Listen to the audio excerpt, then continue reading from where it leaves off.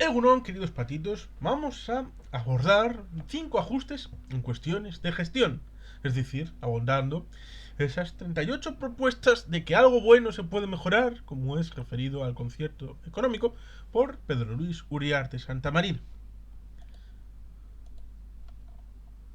Ya ves que en esta vida todo se acaba, esforzada lector, lectora.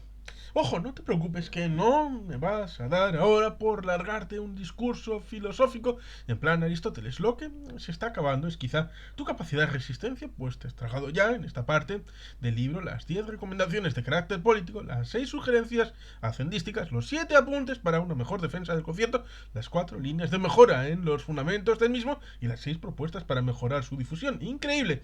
Si todavía no has quedado caput por las 33 propuestas anteriores, te recomendamos que aguantes un poquito más, porque ya solo te quedan por superar los 5 ajustes que proponemos en cuestiones que básicamente son de gestión. Por tanto, se trata de una parte más técnica que las anteriores. No te asustes porque esperamos que te interesen los puntos que se van a tocar. Son los siguientes: identificar y cortar radicalmente conductas delictivas e impropias, evitar graves errores de gestión que afectan a los contribuyentes, mejorar la situación de los contribuyentes cuando surgen conflictos entre las administraciones, mejorar el régimen de tributación de los grupos de sociedades con filiales en territorio común y en el País Vasco, y terminar con el régimen privilegiado de tributación de determinados colectivos. Ciertamente estamos hablando de 2015 y en 2023, tras 8 años transcurridos, posiblemente en algunos de estos temas se haya avanzado trabajo, pero como está elaborado en una vocación explicativa, pues ciertamente vamos a ir al tema. ¿A que una vez listos esos temas, no te han parecido tan horrorosos como pensabas? Ya has visto que, además de empezar por los delitos, han dejado para el final un capítulo que tiene tralla. Vamos a hablar en él de panem et circenses. ¿Qué es eso? Veo que no has leído las famosas sátiras del poeta décimo Juno Juvenal, que vivió en la época del emperador Trajano, como castigo. No te cuento nada y ahora te obligo a leer los 4 capítulos anteriores antes de llegar a este. Bueno, perdona que sea tan cruel, pero eso ya lo sabías. Porque si no, ¿cómo se me podría ocurrir escribir un libro tan torturador como este? Nos dice Pedro Luis Uriarte, el comediante. 36. Identificar y cortar radicalmente conductas delictivas o impropias. 35.1. Una situación muy negativa. Con solo leer cualquier día alguno de los periódicos que puedes encontrar en el kiosco de la esquina, te habrás dado cuenta que la gran cantidad de escándalos de corrupción que está saliendo a la luz en España son múltiples y variopintos, muchos de ellos en fase de instrucción o en juicio penal en diversos juzgados. La sucesión de casos y más casos de corrupción que estaban en 2015 en el Candelabro eran Gürtel, Bárcenas, Marbella, Ere, Nos, Aizún, Palmarena, políticos con cuentas en Suiza. Ha sido interminable y se puede resumir en 800 casos detectados en 13 años con 12.000, no, 2.000 personas detenidas. Pero 12.000 no sorprendería, ¿verdad? El gran caudal de casos explica la creciente atención que se viene prestando a esos temas por los medios de comunicación. Un termómetro indicativo del interés que el tema suscita en la sociedad española. Como señala acertadamente el profesor de SADE, Juan Ramis Puyol, en el pasado la población no estaba muy al corriente de las vergüenzas y los entresijos del poder. Hoy los medios de comunicación e Internet facilitan un mayor acceso y difusión de la información. Surge así un problema adicional. La ciudadanía percibe que la corrupción se generaliza y la impunidad es demasiado frecuente. No podría ser menos porque si las informaciones que ha podido Pedro Luis leer tienen algo de verdad, y le da el pálpito de que tienen mucha, se puede llegar a la tristísima conclusión de que miembros de diversos partidos políticos, banqueros, empresarios, sindicatos e incluso altos estamentos del Estado se han visto implicados en distintos casos de corrupción, siempre con ánimo de aumentar sus patrimonios, prevaliéndose de sus cargos. Con ello, la imagen de España ha quedado muy deteriorada, tal y como indicaba en el índice 2013 de percepción de la corrupción, que publica la ONG Transparencia Internacional. España se situaba en el puesto 40 en un ranking formado por 177 países, iniciado por el país menos corrupto, Dinamarca, habiendo descendido en los últimos 19 años una media de una posición por año. siendo junto a Siria el país donde más había aumentado la preocupación por la corrupción. Entre los 28 miembros de la Unión Europea, el Estado español se situaba en un puesto número 15 en el mismo ranking. Como te puedes suponer, si aquella hubiera sido la clasificación del combinado español en el ranking mundial de equipos de la FIFA o en el de la UEFA, la situación hubiera sido tal que hubiera dejado chiquito al brutal tsunami que asoló el 26 de diciembre de 2004 la costa de Tailandia e Indonesia. Otra referencia que te puede parecer interesante es que hasta el 9 de diciembre de 2013 España era el único país de la Unión Europea junto con Grecia que no tenía promulgada una ley de transparencia. Como sabes, el 10 de diciembre de ese año el Boletín Oficial del Estado publicó la ley de 19/2013 de 9 de diciembre de transparencia, acceso a la información pública y buen gobierno, con el cual se cubría este sensible déficit legislativo. 36.2. Euskadi presenta las mejores referencias. En este sucio escenario es de resaltar la situación singular que se observa en el País Vasco en comparación con las otras comunidades autónomas. Según el índice de transparencia de las comunidades autónomas, cuya última edición hacía referencia a los resultados de 2012, Euskadi obtenía una puntuación de 97.5 sobre 100, situándose en el primer puesto de dicho ranking empatado con La Rioja, entre las 17 comunidades autónomas del Estado. Las contrataciones públicas, donde se encuentra, como bien sabes, el principal foco de corrupción, la nota que obtienen las instituciones vascas es sobresaliente en líneas generales, también lo es en la comunicación a la ciudadanía de las relaciones público-privadas. Por lo tanto, no es que Euskadi no tenga ningún caso, porque sinvergüenzas los hay en todas partes, pero los niveles de corrupción son equivalentes a los de los países más avanzados, que quizá precisamente porque no son corruptos han llegado a ser avanzados. Estas expresivas referencias permiten confirmar indirectamente que los casos de corrupción en el País Vasco han sido bastantes menos que los que se han venido produciendo a nivel estatal. 36.3. Una ejecutoria impecable de las haciendas forales. La buena posición comparativa de Euskadi en los indicadores que reflejan la ola de corrupción que está aflorando en estos momentos en España la confirma el hecho de que, transcurridos 33 años desde la recuperación del concierto económico para Vizcaya, Guipúzcoa y la actualización del de Araba, los casos de corrupción que han ocurrido en las tres haciendas forales hayan sido mínimos. 33 años y 42 en 2023. De hecho, los dos más significativos han sido el de la Hacienda Foral de Vizcaya, conocido como caso Ibarra, en el que no hubo enriquecimiento, y en el de la Hacienda de Irún, al que se ha identificado como caso Bravo. No va a extender en detalles de los mismos porque son sobradamente conocidos y sobre todo porque cree Pedro Luis que como una golondrina no hace verano, estos dos casos no empañan la limpia trayectoria de nuestras haciendas forales, un ejemplo de buena gestión de las que todos los ciudadanos y ciudadanas vascas debemos sentirnos orgullosos. Está seguro Pedro Luis de que no hace falta insistir de cara al futuro, pues esa es una política que viene siguiendo desde hace tiempo, en que un aspecto crítico para garantizar el futuro de nuestro concierto económico es seguir manteniendo la limpieza de las actuales instituciones y actuaciones tributarias, tanto en el ámbito de la gestión como en el de la exacción, inspección, etcétera, de todos los impuestos. Y por supuesto, igual que estamos seguros de que se va a cumplir rigurosamente con las normas, tenemos la total convicción de que en el caso de que se detectara alguna conducta impropia o delictiva, las autoridades competentes de nuestras haciendas forales reaccionarían de inmediato. Este es un tema muy sensible. Uno de los pilares de nuestro concierto económico es precisamente la limpieza con la que siempre se ha gestionado las capacidades que concede el mismo. Como recordarás, así se reconoció cuando se presentó la Ley de Concierto Económico de 1981 a la aprobación del Congreso de los Diputados. En aquella sesión, celebrada el día 9 de abril de 1981, se produjo, entre otras intervenciones, una muy expresiva a cargo del diputado socialista y posterior ministro de Hacienda, Carlos Olchaga, quien reconoció paladinamente, al referirse a la historia del concierto desde 1878, que la administración de recursos de las diputaciones vascongadas ha sido más bien ejemplar. Pues bien, esta constante histórica, que se destaca en abril de 1878 es el año de fundación formal del sistema, y en 1981 cuando se aprueba en el Congreso de los Diputados el nuevo sistema concertado negociado por Pedro Luis Ugarte Santamarina, como hemos venido diciendo en esta obra. Se ha mantenido en estos 33 años que van hasta el 2014 y, por supuesto, en los 42 que van hasta 2023. Y estábamos seguros de que así continuará en los próximos años y décadas de vida del concierto. Confiamos que tú también compartas esta íntima convicción personal. 37.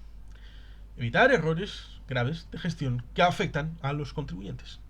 Creemos que te habrá quedado meridianamente claro tras la lectura del capítulo anterior que la gestión que han realizado las tres haciendas forales a lo largo de las 3 últimas décadas ha sido absolutamente irreprochable. Las administraciones tributarias vascas, lo mismo que la Hacienda General del País Vasco, han tenido en estos años un comportamiento ejemplar. Hay que reconocerlo así y además resaltarlo. Como es lógico, en una trayectoria tan dilatada y en asuntos tan complejos como este, ha habido algunos fallos y errores de gestión, pero de la simple lectura de los medios de comunicación se deduce que esto ocurre en todas las administraciones. 37.1. Todas las administraciones pueden cometer errores.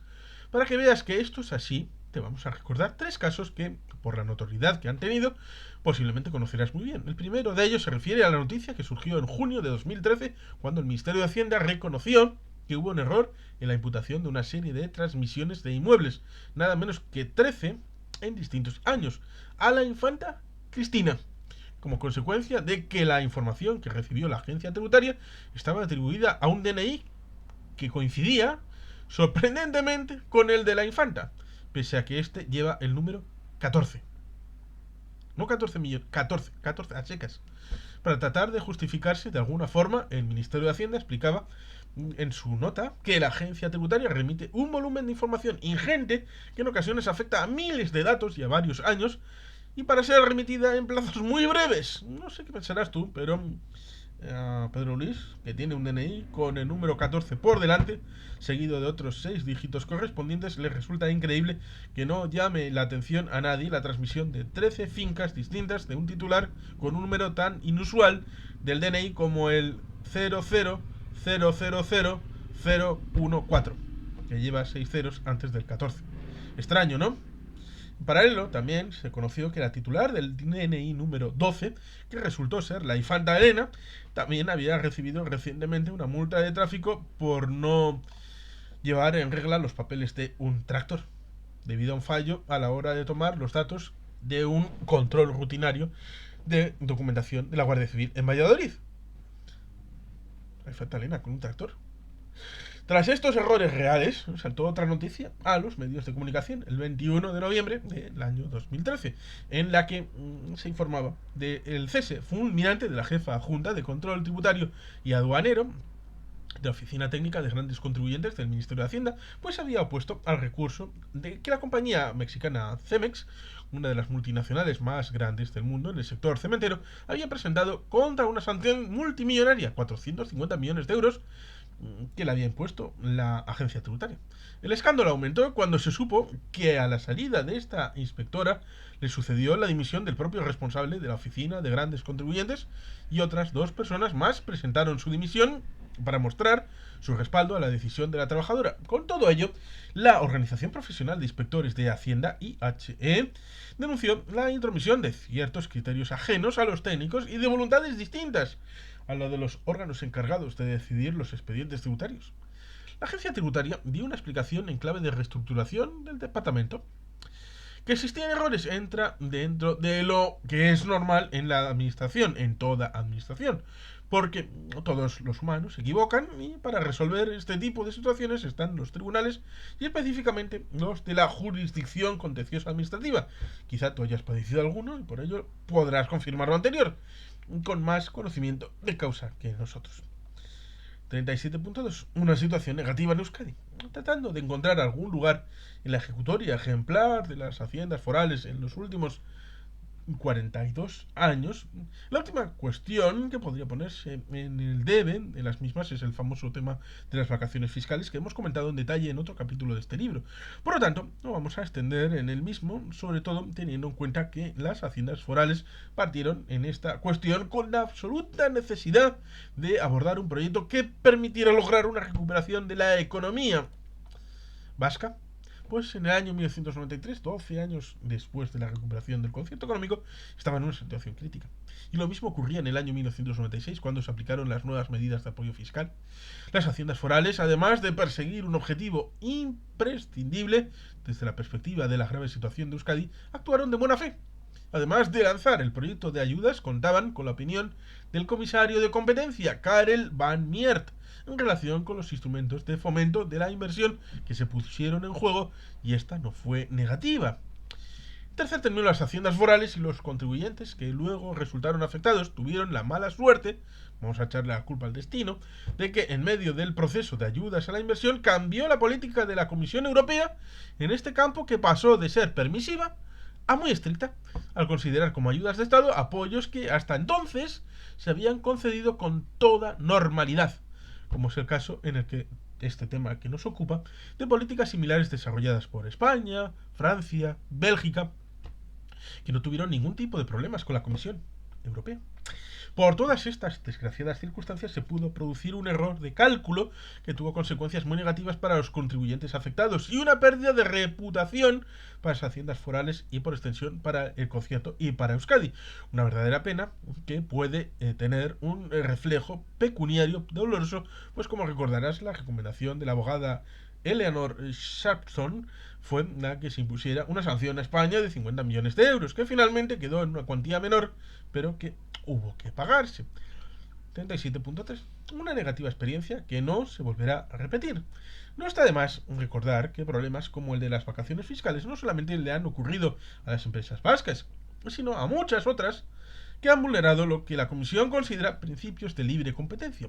Seguro que habrás leído algo, amigo lector o lectora, sobre las multas gigantescas que ha impuesto la Comisión Europea a grandes multinacionales por acciones que conculcaban los principios del libre mercado. Vamos a recordar algún caso a continuación. Google estaba ultimando a finales de enero de 2014 un acuerdo con la Comisión Europea para evitar una sanción de solo 5.000 millones de euros.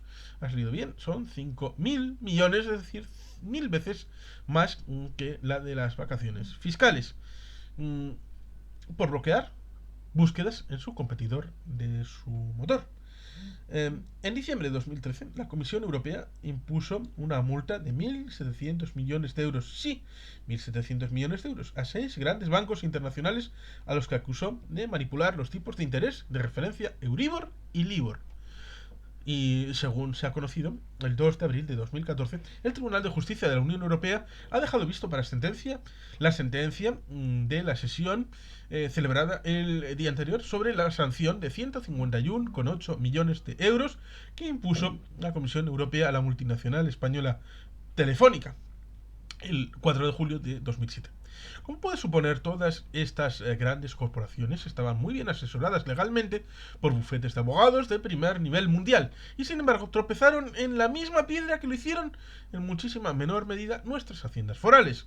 Segundo, que me dirás que es un flaco consuelo, pero es importante recordarlo porque estamos ante un caso que no es único en el mundo, sino que forma parte del día a día de la vida de los mercados y que además en comparación con otros resulta cuantitativamente pequeño. Sentado lo cual, estamos seguros de que un caso como el de las vacaciones fiscales y que afecte a un número tan elevado de contribuyentes vascos no se volverá a producir.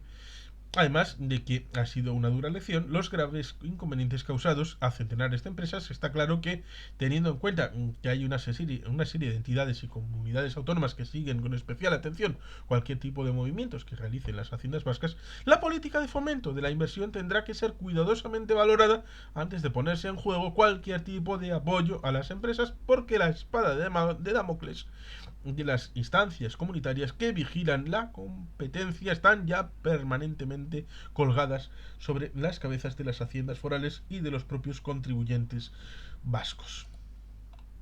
Como puedes comprender, está trasladando Pedro Luis una convicción y un deseo personal, y ahora permítenos que te traslademos otro, el que tú compartas la convicción apuntada. 38.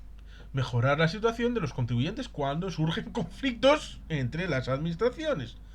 Como habrás deducido, paciente lector o lectora, que has tenido la suficiente capacidad de resistencia para llegar a esta altura de la obra, aplausos agradecidos del autor, Casi todos los análisis que hemos realizado sobre el concierto económico se han centrado en el pacto que realizan las administraciones implicadas, la estatal y la vasca, para concretar la potestad de mantener, establecer, regular y recaudar los tributos en el País Vasco que aquel reconoce y sus muy diversas derivaciones. Permítenos ahora que descendamos al ámbito público, a otro más próximo a ti y a nosotros, y te traslada de algo que se echa en falta en nuestro concierto, una necesaria reflexión desde el punto de vista del contribuyente, porque esta norma fundamental, además de instrumento regulador entre las relaciones entre las diversas administraciones tributarias, pensamos que debería contemplar y articular también las vinculaciones entre estas y los contribuyentes, y ello porque el administrado aparece en el texto del concierto de una manera abstracta, siempre en segundo plano, y permítenos la expresión buñueliana, como un oscuro objeto de deseo, dejando a un lado la indiscutible forma de valor político, institucional y democrático del concierto económico, que creemos te habrá quedado rotundamente demostrado en todo lo ya analizado, porque si nos dices que no, nos vamos a tener que cortar las venas. Es una realidad que los contribuyentes que operan en el Estado y en el País Vasco y o tienen centros productivos en ambos territorios deben, por fuerza, conocerlo y aplicarlo, con la consecuente y aceptada carga burocrática que ello implica. Partiendo de esto, vamos a trasladar algunas consideraciones que creemos pueden ser de interés y vamos a rogar que nos permitas extendernos un poquito, porque hasta ahora, y mira que llevamos páginas, no se ha escrito ni una sola línea sobre temas que pueden afectar directamente como persona individual o como propietario, trabajador, cliente, proveedor de una persona jurídica. 38.1. Hay que cuidar más la situación de los contribuyentes en situaciones de conflicto entre administraciones. Pedro Luis plantea este primer punto porque a veces resultan realmente preocupantes las situaciones que surgen cuando las haciendas pugnan por la competencia para recaudar, quedando el administrado en medio de ellas, y en ocasiones en situación metafórica de rehén, por la importancia que pueden cobrar en estos casos las personas físicas o jurídicas. Vamos a tener que redactar unas cuantas páginas para que comprendas mejor la situación, que además quizás haya sufrido.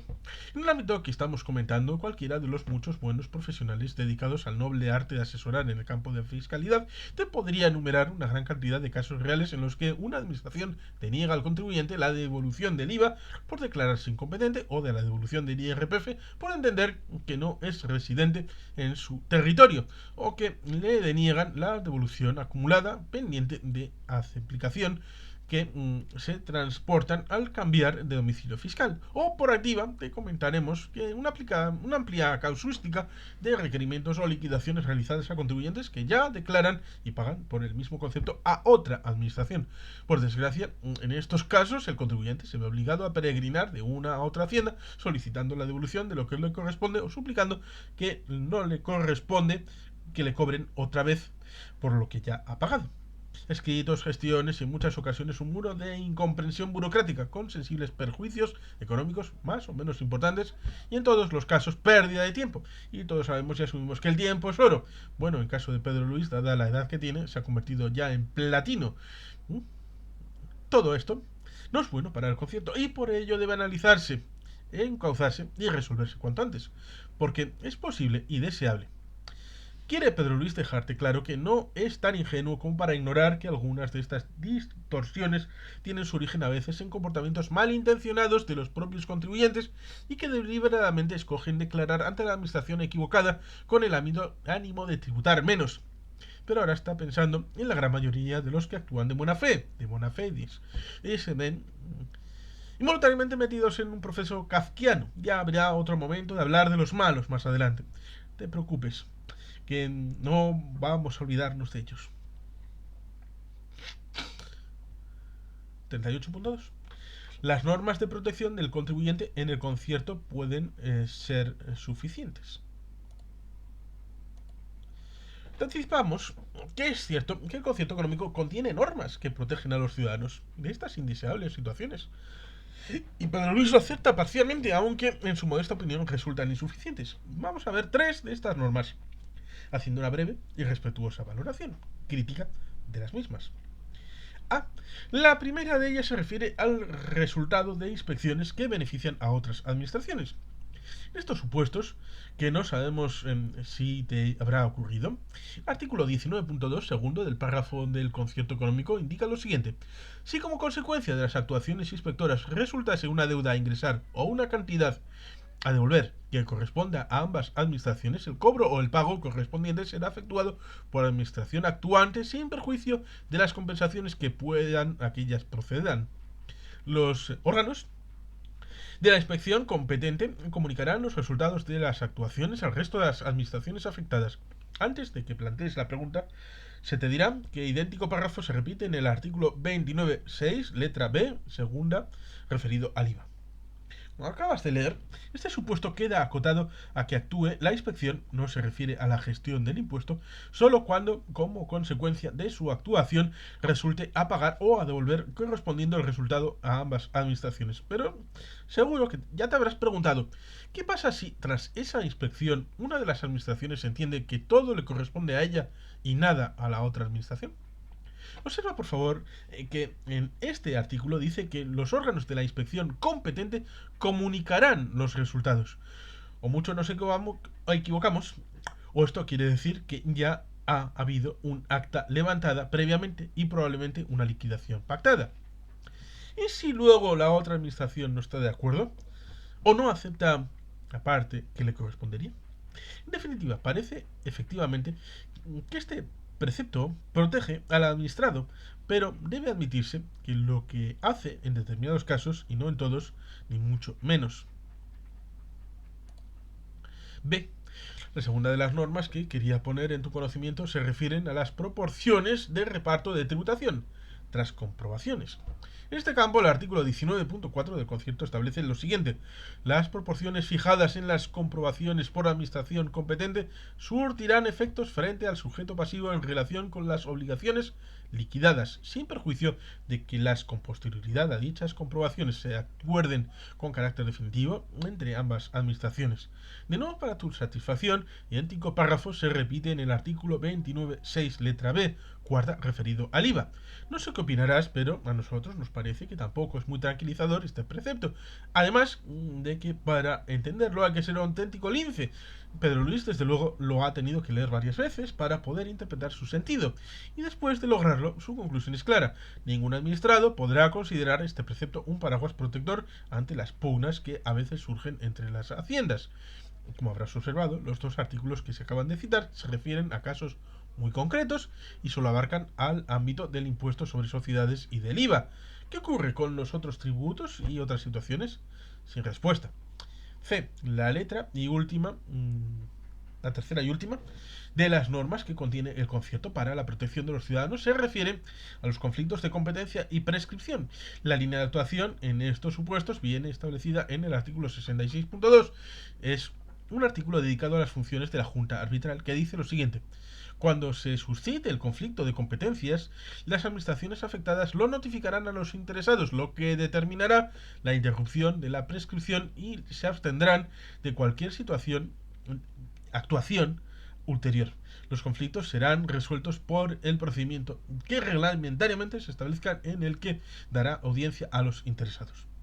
Indudablemente, este artículo sí que es más contundente en lo que se refiere al amparo de los derechos del contribuyente, que es lo que estamos tratando de defender en este capítulo. Se trata de un mandato imperativo a las administraciones, aunque te habrás dado cuenta que queda a su criterio decidir cuando se encuentran ante un conflicto de competencias. Además, observa también, por favor, que el artículo señala que las administraciones afectadas lo notificarán, presuponiendo que es preciso que exista un conflicto efectivo entre administraciones, lo que puede implicar que un contribuyente haya sido ya comprobado y liquidado previamente por una de ellas.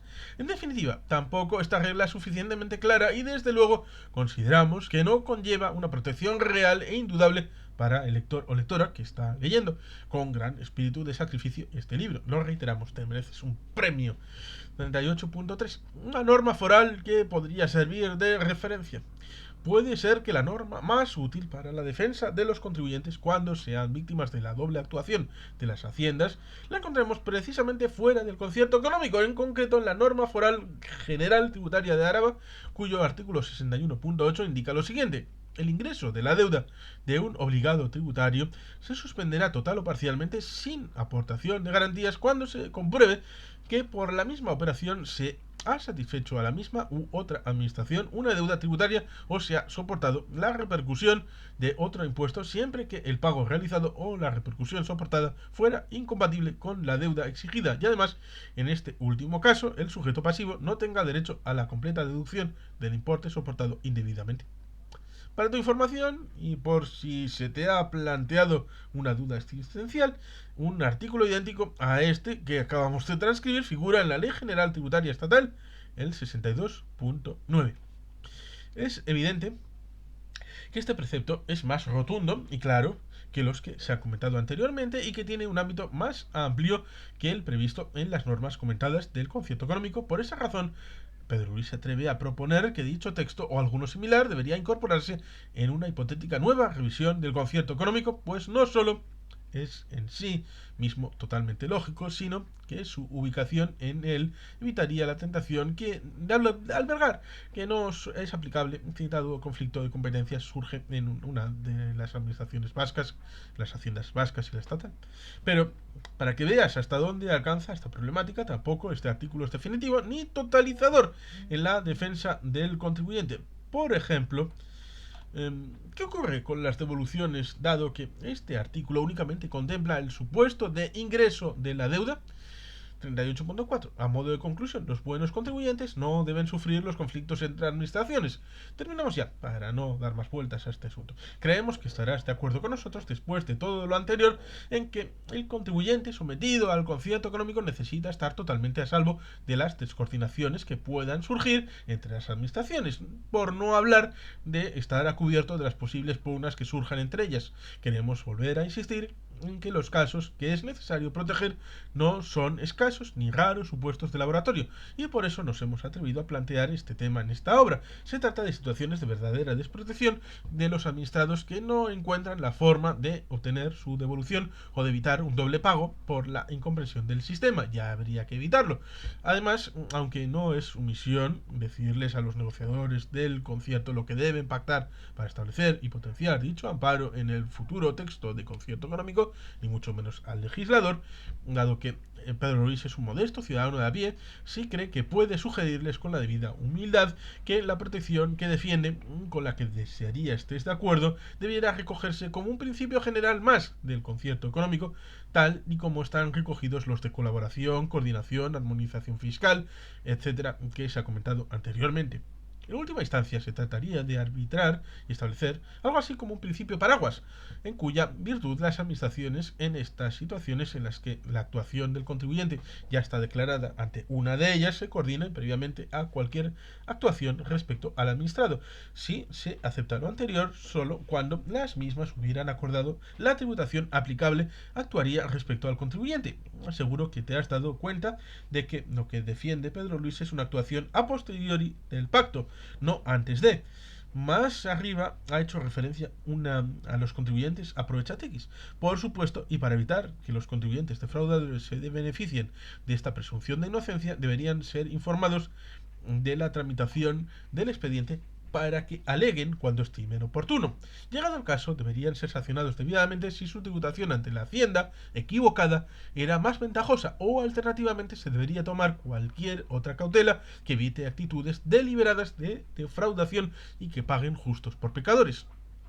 Esperamos que después de todo lo anterior estés de acuerdo en que el concierto económico no debería permitir que los contribuyentes sean víctimas del conflicto competencial entre las diferentes haciendas. Y es que no creemos que haga falta recordar que el origen último del concierto económico radica en que hay contribuyentes, o sea, tú y yo, no en que hay administraciones. Esperamos estés de acuerdo en que si alguien con capacidad de decisión en nuestras instituciones lee esto, quizá al saberlo se decida a proponerlo en la próxima adaptación que se pacte del contenido actual de la ley de concierto. Amén, es decir, que así sea. Por cierto, te queremos aclarar que, aunque en esta obra se ha empleado y emplearé a distintas locuciones latinas, no ha sido cura antes que fraile, Pedro Luis, y tampoco seminarista. No es que eso sea malo, en absoluto. Pero hay que aclararlo, porque parece que empezabas a sospecharlo. 39. mejorar el régimen de tributación de los grupos de sociedades con filiales en territorio común y en el País Vasco. Sentado lo que hemos acordado tú y yo en el capítulo anterior, y a falta del placet institucional, permítenos que abordemos ahora otro tema que también es esencialmente técnico y que también se sitúa en el campo de los contribuyentes, en este caso de las personas jurídicas, aunque puedes pensar que es menor por el reducido número de contribuyentes afectados. Pensamos que es urgente abordarlo por su calado, trascendencia filosófica y volumen económico implicado. En otras palabras, vamos a recomendar, repensar y, en su momento, modificar, siempre con tu permiso, el tratamiento de los grupos fiscales que reciben en el vigente concierto económico, o por lo menos era así en 2015. 39.1. Grupos mercantiles y grupos fiscales. Te recordamos que desde el punto de vista mercantil la definición de grupo de sociedades viene establecida por el artículo 42 del Código de Comercio, el cual define que hay un grupo cuando una sociedad ostente o pueda ostentar directa o indirectamente el control sobre otra sociedad. El control se define de diversas formas, aunque la habitual es que se posea la mayoría de los derechos de voto, por razones de análisis económico y sobre todo con el fin de proteger los derechos e intereses de los socios minoritarios de las sociedades mercantiles dependientes de un grupo y de los terceros. El ordenamiento jurídico obliga a dichos conjuntos de sociedades a informar de su existencia y de su situación patrimonial, económica y financiera, observados en su unidad, o si quieres, de su conjunto. De no ser así, de no hacerse así, no se podría conocer la verdadera realidad económica de dicho grupo supone en el mercado. Por ello, estos grupos de sociedades presentan sus estados financieros, el balance, la cuenta de resultados y otro con carácter consolidado. Pues bien, a los efectos que los que quiere recomendar de tu conformidad en este capítulo, una vez que se constata la existencia del grupo mercantil en determinadas relaciones que en vinculación, propiedad del 75-70%, la legislación tributaria permite que las sociedades que lo deseen en determinadas circunstancias compongan lo que se llama grupo fiscal. Esto implica que todas ellas determinen una única base imponible y formalicen una sola declaración fiscal común. Para calcular la primera y preparar la segunda se eliminan las operaciones realizadas entre los componentes del grupo y en su caso se permiten compensar bases imponibles negativas de unas sociedades con las positivas de otras. Como puedes suponer, esta compensación es una de las principales ventajas de tributar en grupo fiscal consolidado. Antes de entrar en materia, te aclaramos algo que tiene gran significación, así como la consolidación contable a que se hacía referencia poco antes tiene carácter obligatorio. El régimen de consolidación fiscal es voluntario. 39.2. Tratamiento de los grupos fiscales puros y mixtos. Pues bien, todo lo anterior podemos plantearnos ya la cuestión que quería abordar Pedro Luis en este capítulo, que seguro que adivinas cuál es la siguiente. ¿Cómo trata el concierto económico a los grupos fiscales voluntarios? En opinión de Pedro Luis, el tratamiento es mejorable, porque se aborda de forma que podría considerarse bastante tajante y simplista, en la medida en que el artículo 20.2 del concierto económico nos dice que los grupos fiscales solo podrán ser forales o de territorio común, ya que todas las sociedades que lo integren deberán estar sujetas a la misma normativa foral o de territorio común. Por tanto, no se contempla un supuesto muy habitual, el hecho de que un grupo mercantil de sociedades, alguna de las cuales que lo integra, esté sujeta a otra normativa. En ese caso, no se acepta que pueda existir un grupo fiscal. Por decirlo de otra manera, aunque seguro que lo habrás entendido, el concierto solo admite grupos fiscales totalmente puros. O eres de una raza 100% vasca o eres de una raza 100% estatal, sin que quepa el mestizaje, un grupo con sociedades de diversas normativas individuales. ¿Y qué me parece, dice Pedro Luis, esta situación? Mal. Pues sencillamente que así como una situación de esta naturaleza podría tener sentido en el concierto alavés de 1976 o en el vasco de 1981, ya bien entrado en el siglo XXI, este tratamiento se opone a la realidad económica y a la más elemental interpretación de la marcha de los tiempos, así como a la propia historia del concierto. Veámoslo con un supuesto teórico totalmente factible. Supongamos que una sociedad situada en Logroño tiene dos filiales domiciliadas respectivamente en Burgos y en Zaragoza. Burgos y Zaragoza.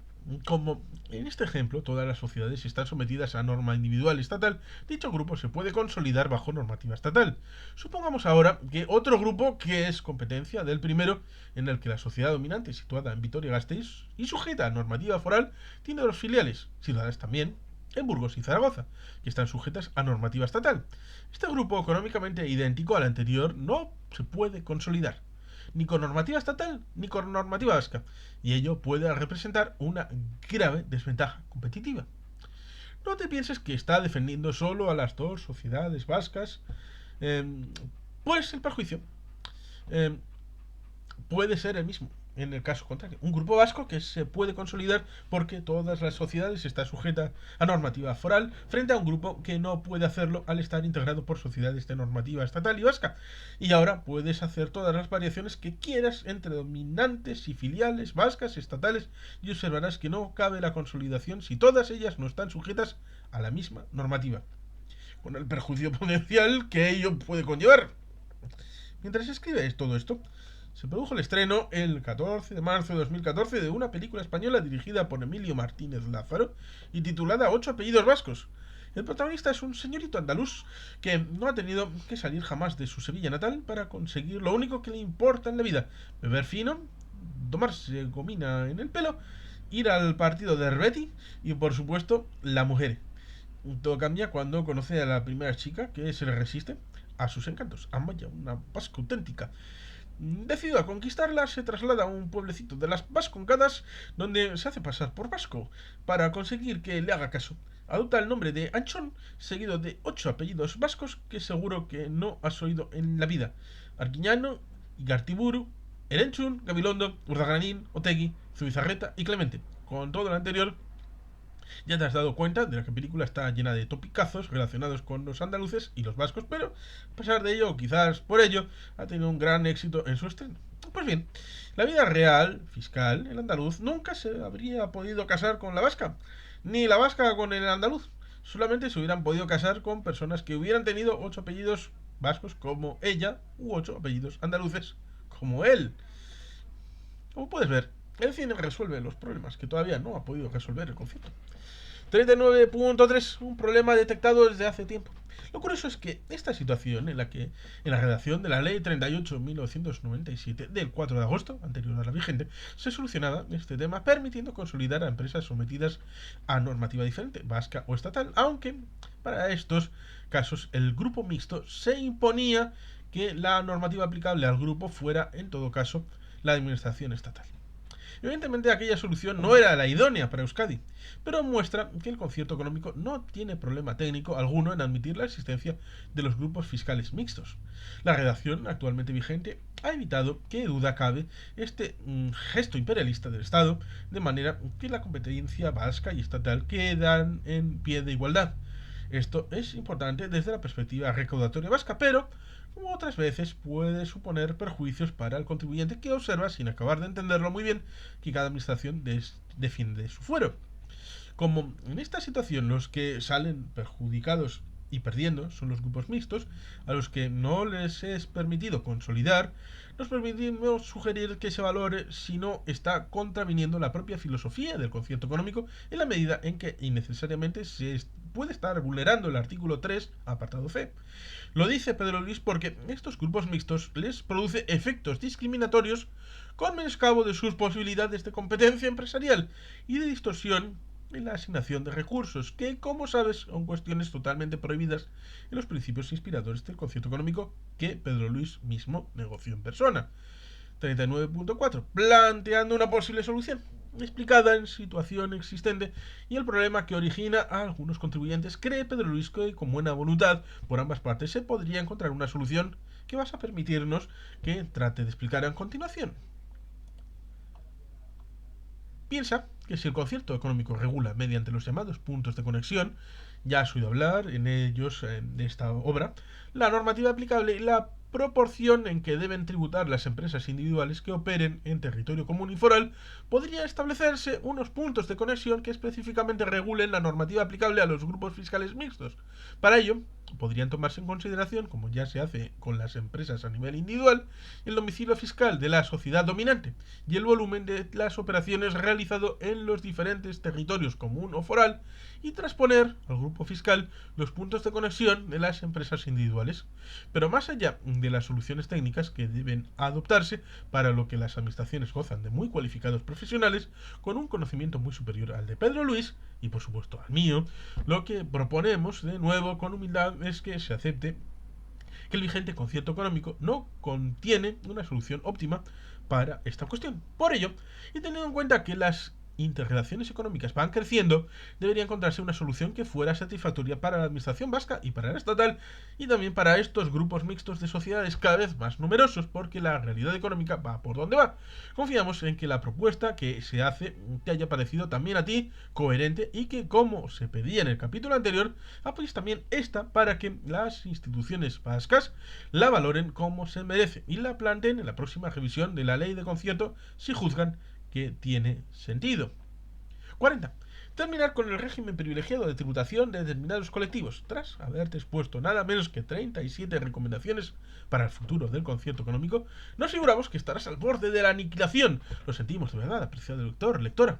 Pues bien, para darte un pequeño aliciente y que te decidas a leer la recomendación 38ª, hemos dejado para el final la que tiene más morbillo, y no se refiere a la película con el mismo nombre protagonizada por la conocida pareja de Víctor Manuel y Ana Belén. Se va a meter en un campo malsano, el que denominaba panem et circensis, al inicio del apartado sobre esta recomendación en temas de gestión. Por ello, está pensando seriamente si volver a recuperar los escoltas que le protegieron durante tantos años a Pedro Luis.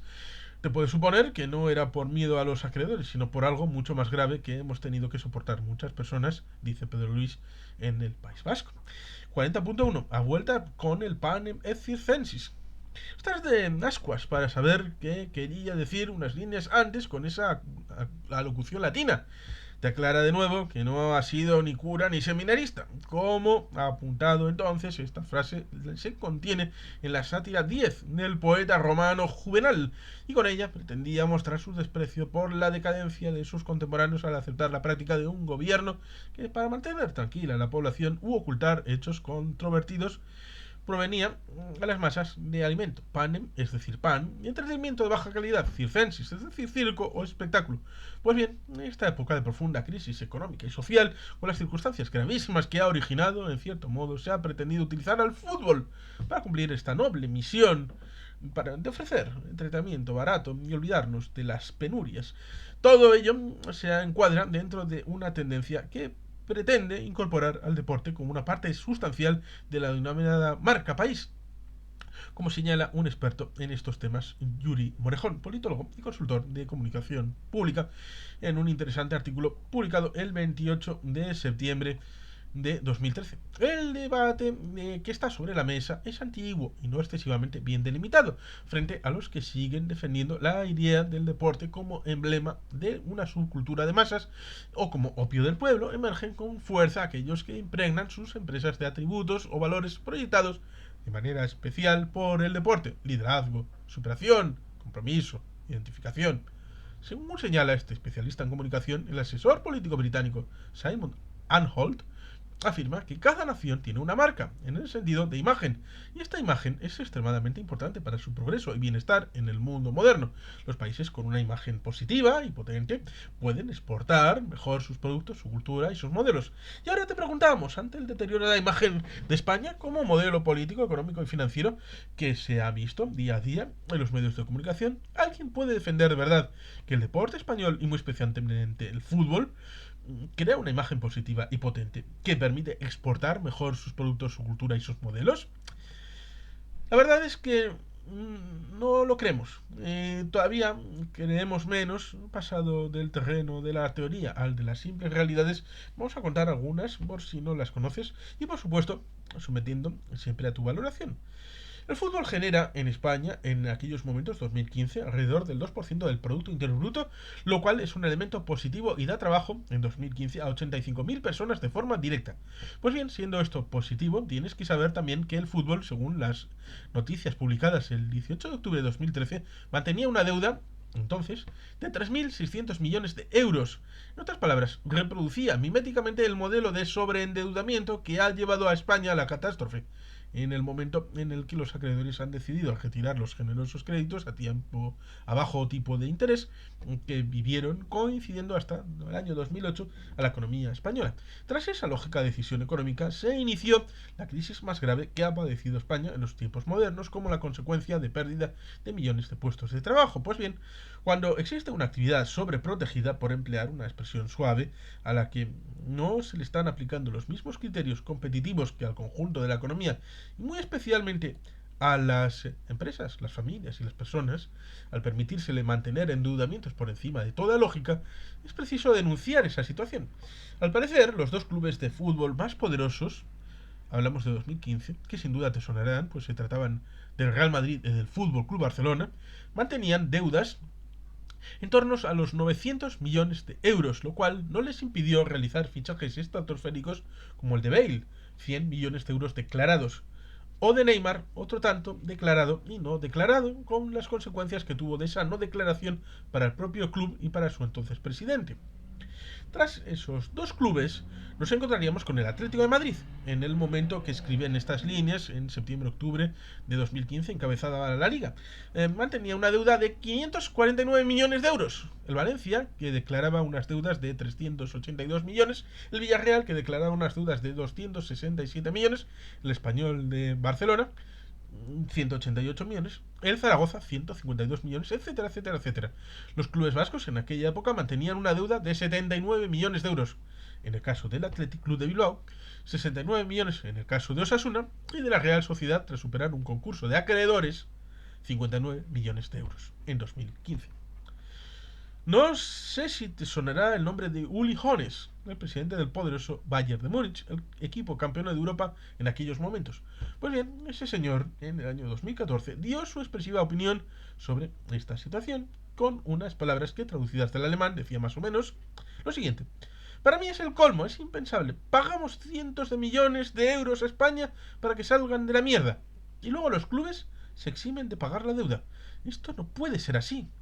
Personalmente está de acuerdo con el señor Hoeneß, cuya filosofía futbolística se traduce en que los fichajes se pueden hacer exclusivamente con los ingresos propios que tenga cada club, sin endeudamiento, es decir, trasladando el principio de estabilidad presupuestaria que ha impuesto Alemania a los países de la periferia de Europa, al ejercicio del deporte profesional.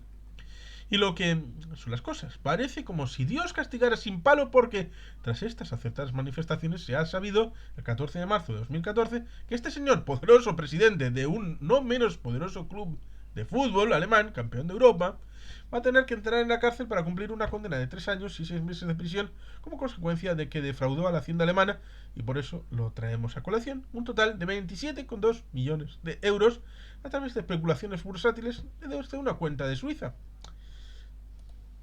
40.2. La situación de los clubes de fútbol es intolerable.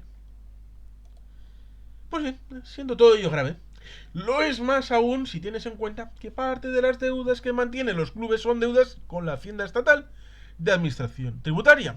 Estas deudas ascendían a 752 millones de euros en enero de 2012. Y con la última referencia que posee Pedro Luis se había reducido a 595 millones el 31 de mayo de 2013. Esta significativa cantidad no hace sino demostrar la permisividad que las autoridades fiscales españolas habían tenido con los clubes de fútbol y explica en parte la locución latina a la que se hacía referencia antes. Por ello, no es de extrañar que a finales del año 2013 saltara a los medios la noticia de que la Comisión Europea había abierto formalmente un expediente por ayudas públicas ilegales al Fútbol Club Barcelona, Real Madrid, Athletic Club de Bilbao, Osasuna, Valencia, Hércules y Elche, y anunció que no descartaba abrir más adelante otros expedientes por ayudas públicas ilícitas a los clubes de fútbol españoles por las elevadas deudas que arrastraban con Hacienda y Seguridad Social, con la tolerancia del gobierno español. El Ejecutivo Comunitario reprochaba a Fútbol Club Barcelona, Madrid y desafortunadamente a dos clubes vascos, Athletic y Osasuna, que se beneficiaban de un impuesto de sociedades del 25% en lugar del 30% que les correspondería por no haberse convertido en sociedades anónimas, como establece la legislación europea para los clubes de fútbol profesionales. Por supuesto, no es estúpido y sabe que detrás de cada uno de estos clubes de fútbol que no se ha convertido en sociedades deportivas existe una explicación que es el primero en admitir, pero Dejando de lado los casos individuales, lo que quería trasladar Pedro Luis es el hecho de que existe una situación de favorecimiento y vuelve a decir que no se refiere a casos individuales colectivo al club de fútbol por entender equivocadamente que es una sociedad que merece sobreprotección. Y personalmente no Pedro Luis cree que esto supone un abuso en relación con las situaciones que están padeciendo otras empresas, familias, personas, con la situación de aumento de la presión fiscal que viene soportando todos los contribuyentes que cumplen con sus obligaciones fiscales.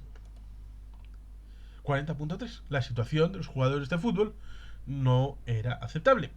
A lo mejor va a hacer todavía menos popular Pedro Luis con lo que va a explicar a continuación, pero tiene la obligación moral de trasladarlo, aunque la situación ha quedado parcialmente superada con la nueva normativa fiscal a partir de la tributación que se realiza desde 1 de febrero de 2015.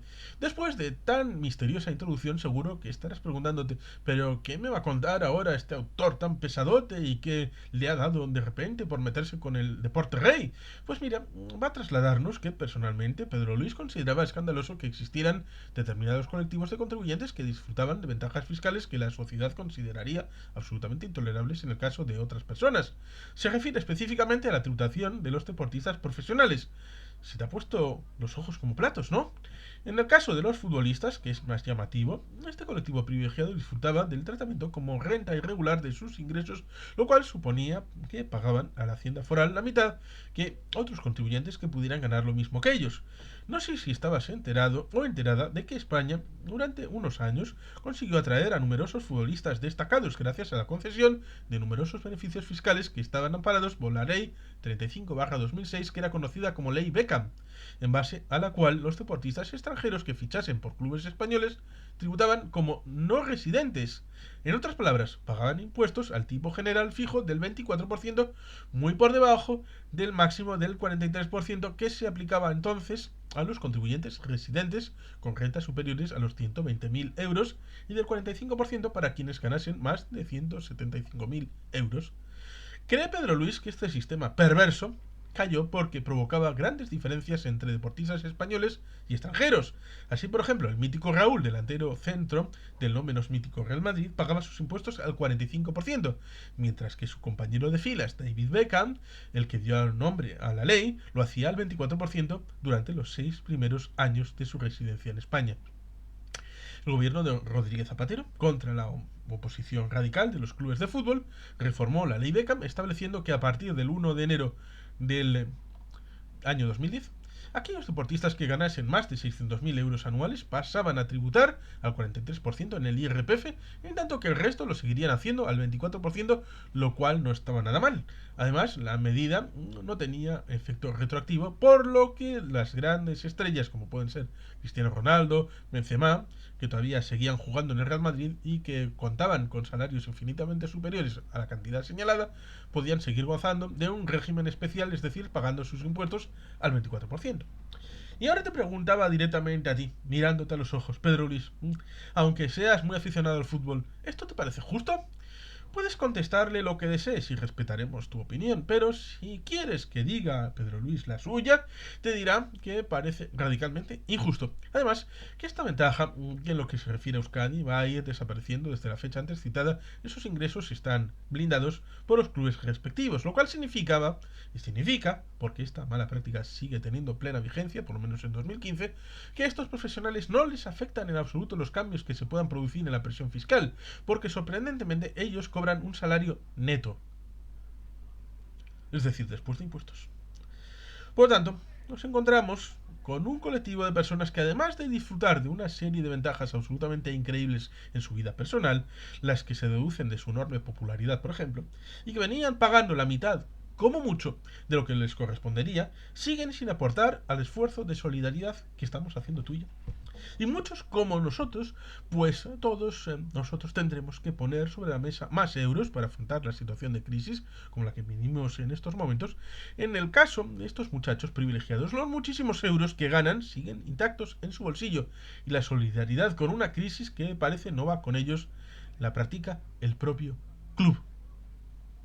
Después de leer estos párrafos anteriores y de saber el terreno de juego que estás pisando, ¿te das cuenta de por qué estaba pensando en lo de contratar escolta? Es un loco. Se está metiendo con los intocables.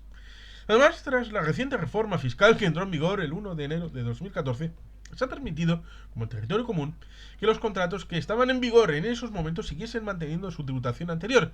Esta ha sido la fórmula que se ha decidido en las Juntas Generales en los tres territorios históricos, en 2013 y principios de 2014, para que las respectivas haciendas forales, que están regidas por tres partidos distintos, perciban sus impuestos de este colectivo de contribuyentes privilegiados. En otras palabras, los deportistas profesionales con contrato firmado seguirán tributando con la normativa anterior, al revés de lo que nos ha ocurrido al resto de los habitantes del País Vasco, pues la nueva regulación que soportamos el resto de los vasquitos y nesquitas solo será de aplicación a los contratos que se hayan firmado a partir del 1 de enero de 2014 y no a los que están en vigor.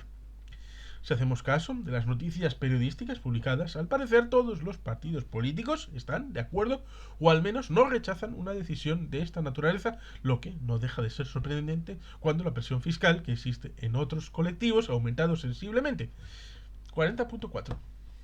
Otros colectivos profesionales son especialmente controlados. Así, la Autoridad Bancaria Europea, EBA, ha hecho público recientemente un informe en el que se recogen los nombres y salarios de los banqueros que más cobran en el continente europeo.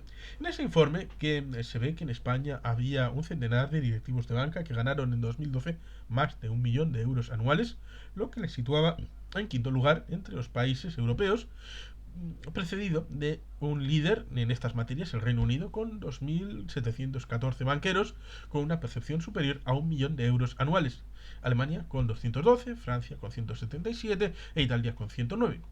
Pues bien, teniendo en cuenta que estamos hablando en este caso de sueldos brutos, vamos a permitirnos pensar que en estos momentos, en 2015, existen muchísimos más que los 100 banqueros españoles millonarios entre el colectivo de deportistas profesionales. Por lo tanto, los sueldos de los banqueros son perfectamente conocidos porque, entre otras cosas, se tienen que aprobar en las respectivas juntas generales de accionistas y además de que los conoce el correspondiente banco emisor, el Banco de España, en el caso de los españoles. El informe de la EBA los hace públicos anualmente. En la misma línea, el 21 de marzo de 2014, el país publicaba una página entera con la relación de los 56 directivos de empresas cotizadas que cobraron en 2013 un sueldo bruto de más de 1 millón de euros. Pedro Luis leyó la noticia de su versión digital e iba seguida de numerosísimos comentarios de los lectores del periódico. Pero llamativo no era eso, sino que más del 90% de esos comentarios eran absolutamente insultantes y descalificadores de estos profesionales. En cambio, el fichaje de un tal Bale no va a tener un solo ese título el nuevo presidente de la Conferencia Episcopal Española por 100 millones. En época de crisis. Solo mereció alabanzas por los miles de merengues que acudieron a su presentación. Lo mismo que ocurrió con Neymar, cuyo coste de fichaje se ha conocido, de verdad esta vez, por entregas. Por lo tanto, no se trata del dinero que se cobra, sino que socialmente preocupa mucho más el presidente de una gran compañía que gana 5 millones de euros brutos, dejándose la piel al frente de una empresa que da trabajo a miles de personas, que el hecho de que Messi, jugador que merece toda admiración y respeto por parte de mucha gente, pues parece un buen chico, gane 35 millones de euros netos. Por tanto, además de una menor presión fiscal nominal y un blindaje ante aumentos de la misma para satisfacción de estos nuevos dioses del Olimpo, los clasifica así porque ese es su tratamiento para la generalidad de la opinión pública y de los medios de comunicación. Este colectivo de contribuyentes privilegiados disfruta de una situación de absoluta falta de transparencia. No hay nadie, excepto el propio interesado y su agente, que conozca lo que realmente ganan los deportistas de élite, y muy singularmente los futbolistas, salvo cuando se produce alguna filtración periodística al firmarse a uno de esos elevadísimos contratos de los que disfrutan estos seres, hasta que se demuestra que se han hecho públicas cifras falsas, como en el caso de Neymar, tras su fichaje por el Fútbol Club Barcelona. Pues bien, aunque supone un avance el hecho de que la tributación de los nuevos contratos se les vaya aplicando el régimen general, constituye un verdadero agravio el que no se haya aplicado esta norma desde ya, como se ha hecho con el resto de los contribuyentes. A ti, si sigues el mismo puesto de trabajo, ¿te aplican la normativa anterior para tu tributación por IRPF o por patrimonio? En un momento de fuerte aumento de la presión fiscal sobre el conjunto de la población y que además los contratos de estos seres, al parecer estratégicamente tan importantes para el futuro del país, no se hayan establecido en términos brutos como el de los restos de los mortales. Si nos permites la ironía, esto hubiera venido muy bien porque a lo mejor por esta vía se hubiera valorado con más profundidad el riesgo de deslocalización que va a producir el hecho de que para las rentas altas la presión fiscal en Euskadi va a ser mucho más alta que en otras zonas de España y singularmente en Madrid. Conclusiones de la parte novena. ¿A qué te parece increíble? Lo decimos porque te has merendado nada menos que 38 recomendaciones para mejorar el concierto una tras otra y además sin inmutarte. Ahora que los has leído, ¿cuál es la opinión que tienes? Esperamos que los planteamientos, aunque algunos de ellos todavía necesitan ser retocados, actualizados, hablamos de 2015, hablamos que estamos en 2023, han pasado 8 años, en cuyo caso te hayan gustado y sobre todo te hayan convencido, después del gran esfuerzo que te puede asegurar Pedro Luis, quien ha representado el definir todo lo anterior, le sentiría muy agradecido y gratamente recompensado. Para terminar esta parte novena, va a hacer con tu permiso una pequeñísima conclusión, porque tampoco quiere abusar más de tu paciencia ni de tu resistencia. Vamos a rogar que vayamos a ella. 41. Lo bueno se puede mejorar y lo mejor también. Quizá alguien podría pensar, al ver que este autor se atreve a realizar nada menos que 38 recomendaciones diferentes para mejorar el concierto, que esto es algo inservible. Nada menos que la realidad. Muy al contrario, contamos con un concierto económico y una metodología de cupo de muy buena factura técnica. Cualidad imprescindible que se ve además reforzada por el hecho de que la gestión que se ha hecho en ámbitos de estos instrumentos por parte de las instituciones vascas no ha podido ser más positiva. Pero aquí entramos en el ámbito de la propia filosofía personal de Pedro Luis, y este autor, Pedro Luis, amigo nuestro, considera que en la vida no hay que conformarse, sino que hay que transformarse para dar la respuesta adecuada que se necesita en cada uno de los momentos. Por ello, por aplicación de este principio personal, cree Pedro Luis que puede defender con absoluta tranquilidad de conciencia que el concierto también puede transformarse y debe seguir avanzando, a pesar del excelente nivel que ya tiene y de que, como has podido ver, sobre todo en la parte octava de la obra, es envidiado por todos aquellos que no lo tienen reconocido.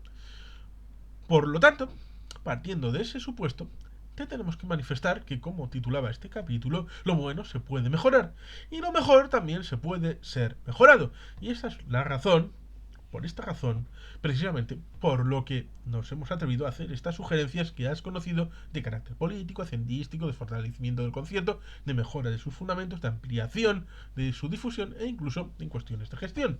Te aclara Pedro Luis, aunque cree que esto lo habrás percibido de la lectura de los 38 capítulos que se han dedicado a las mismas, que las ha realizado con espíritu absolutamente constructivo y que además las ha hecho con humildad y con conciencia de las dificultades algunas extremas que tiene alguno de los planteamientos que se han realizado, porque es muy fácil dar consejos, pero más difícil llevarlos a la práctica, sobre todo cuando algunos de ellos tienen que ser negociados y pactados con otras instancias que pueden tener puntos de vista radicalmente distintos a los tuyos. En base a todo ello, quiere hacer Pedro Luis una expresa mención al respeto total de las decisiones que, si en relación con estas recomendaciones y algún día merecen su consideración, pueden hacer las instituciones vascas. Pedro Luis ya ha cumplido con su deber de ciudadano y ahora a ellas, si lo desean, les toca valorar si algo de lo que se ha planteado aquí en los capítulos anteriores puede tener algún sentido y en función de ello tomar las decisiones que consideren oportunas. Seguro que a ti, querido lector, lectora, tras la lectura de estas páginas se te habrá ocurrido otra serie de ideas. Pues bien, en este mismo espíritu constructivo con el que se ha tratado de redactar toda esta parte novena, ponlas de manifiesto. Y así, con el apoyo de todos, con la implicación de la sociedad vasca, desde el respeto máximo al concierto económico y a quienes lo gestionan, podremos seguir contando en los años venideros con un concierto vivo, lozano y mejorado, y que tenga un espléndido futuro tras completar 145 años de magnífica trayectoria, y que cumplirá 150 el 22 de febrero del año 2028. Y con todo esto que dirá el lector, querido lectora, creo que podemos dar por concluida con tranquilidad de conciencia esta parte novena de la obra y adentrarnos en el final de la obra, en que vamos a hablar del futuro del concierto y cerrarla con una conclusión esperanzadora. Y por lo tanto, ciertamente, queridos patitos, sin más, es que ricasco, agur, brobat, Betty Helpien.